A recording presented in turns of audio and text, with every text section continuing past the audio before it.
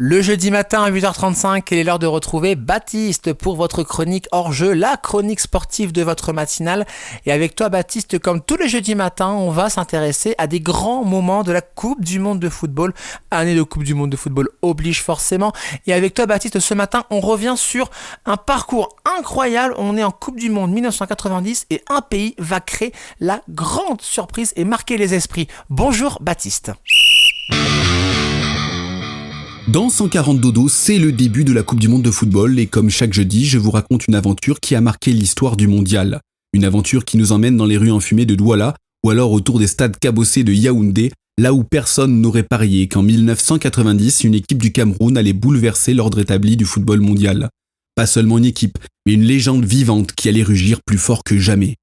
Les Lions indomptables de 1990, ce n'est pas l'image d'une équipe opulente et préparée dans les coulisses d'un centre ultramoderne. On parle ici d'un collectif parti en Italie avec une préparation improbable, des ballons imparfaits, des équipements disparates, des entraînements parfois menés sur un champ de patates et des chaussures que certains avaient usées depuis des mois. On y trouvait des amateurs et des joueurs modestement payés dans leur club, confrontés à la fois à la rudesse du haut niveau et à la désorganisation administrative.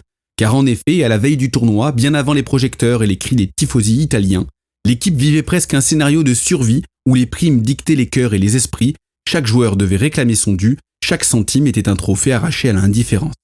Quand le Cameroun pose son pied sur le gazon de San Siro à Milan le 8 juin 1990, personne n'imagine le scénario qui va se jouer devant le monde du ballon rond qui reste bouche bée. Face à l'Argentine, les Lions indomptables n'étaient pas censés gagner. Ils n'étaient même pas supposés embêter leurs adversaires. Et pourtant, à la 67e minute, sur un centre précis, François Oman Biyik s'élance plus haut que tout le monde, plaçant une tête plongeante qui trompe le gardien argentin. Une victoire 1-0 à 10 contre 11 contre les tenants du titre emmenés par le géant Diego Maradona. On ne peut rêver mieux pour commencer la compétition. À Milan, une nation africaine vient d'ébranler le football mondial. 4 jours plus tard, c'est l'impressionnante Roumanie de George Hagi qui fait face au Cameroun. Le Maradona des Carpates était accompagné de Balint, Popescu et Lupescu. Autant de stars qui brillaient avec le Steaua Bucarest, vainqueur de la Ligue des Champions en 1986 et finaliste de la même compétition en 1989. Pourtant, sous un soleil de plomb, le Cameroun confirme son incroyable potentiel. Entré en jeu, Roger Milla, légende vivante du football camerounais, revenu de sa retraite à 38 ans, à la demande du président Paul Biya, devient l'artisan principal de la victoire. 2 buts étincelants, une danse légère près du poteau de corner, des éclats de joie qui semblent ridiculiser le vieux continent. Victoire 2-1, l'Afrique entière se lève avec des larmes dans les yeux, consciente que quelque chose d'exceptionnel est en train de naître. Au cœur de ce voyage, pourtant, se dessine une réalité plus âpre. La confrontation avec l'URSS à Bari, où le Cameroun perd de manière nette 4-0. On pense alors que l'état de grâce est terminé, mais cette défaite n'empêche pas le Cameroun de terminer premier de son groupe, une anomalie lorsque l'on regarde la poule dans laquelle les Africains évoluaient. Alors viennent les 8e de finale, face à la Colombie, dans l'antre historique du San Paolo de Naples.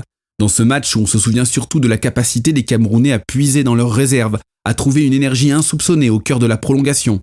0-0 à la fin du temps réglementaire, mais Milla, encore lui, inscrit 2 buts successifs qui anéantissent la grinta sud-américaine et scellent une victoire 2-1 au bout des 120 minutes de jeu malgré la réduction du score de Redin dans les derniers instants.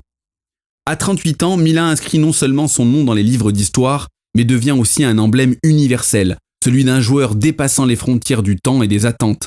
Avec lui, le Cameroun est désormais la première équipe africaine à atteindre un quart de finale de Coupe du Monde. Le quart face à l'Angleterre, à Naples encore, restera dans les mémoires comme une tragédie héroïque. Platt ouvre le score pour la Free Lions, néanmoins c'est le Cameroun qui domine. Autour de l'heure de jeu, en 5 minutes, Koundé puis Ekeke marquent pour donner l'avantage aux Lions indomptables. 2-1, l'équipe semblait prête à défier une nouvelle fois l'histoire.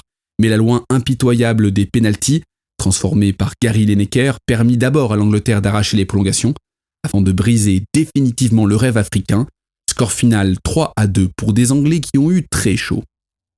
Bien au-delà des résultats, ce parcours du Cameroun fut un phénomène culturel et humain.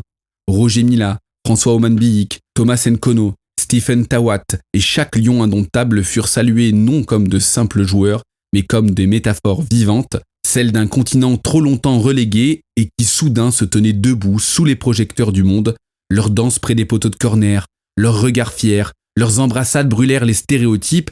Quand le tournoi se termina, on ne parla plus seulement de football, on parla d'identité, de fierté, de dignité retrouvée dans l'arène mondiale. Le Cameroun avait ouvert une brèche dans le mur de l'injustice sportive, rappelant à tous que le talent ne connaît ni frontières ni préjugés, et même si l'équipe ne franchit pas la porte des demi-finales, elle laissa derrière elle une trace indélébile, celle de l'Afrique debout, rugissante, prête à affronter les géants du monde du ballon rond. Elle laissa aussi un héritage en ouvrant la voie à d'autres épopées pour le continent africain, puisque le Cameroun sera imité par le Sénégal en 2002, par le Ghana en 2010, ou encore le Maroc en 2022, qui fut la première et la seule équipe africaine à atteindre les demi-finales. Merci Baptiste, le parcours incroyable du Cameroun à retrouver en podcast sur happinessradio.fr, l'appli Happiness sur le Play Store et les plateformes de streaming. Et puis demain, Baptiste, tu reviens avec nous pour une nouvelle chronique. Mon petit Don me dit que les 6 nations reviennent. On en reparle demain avec toi. Belle journée Baptiste.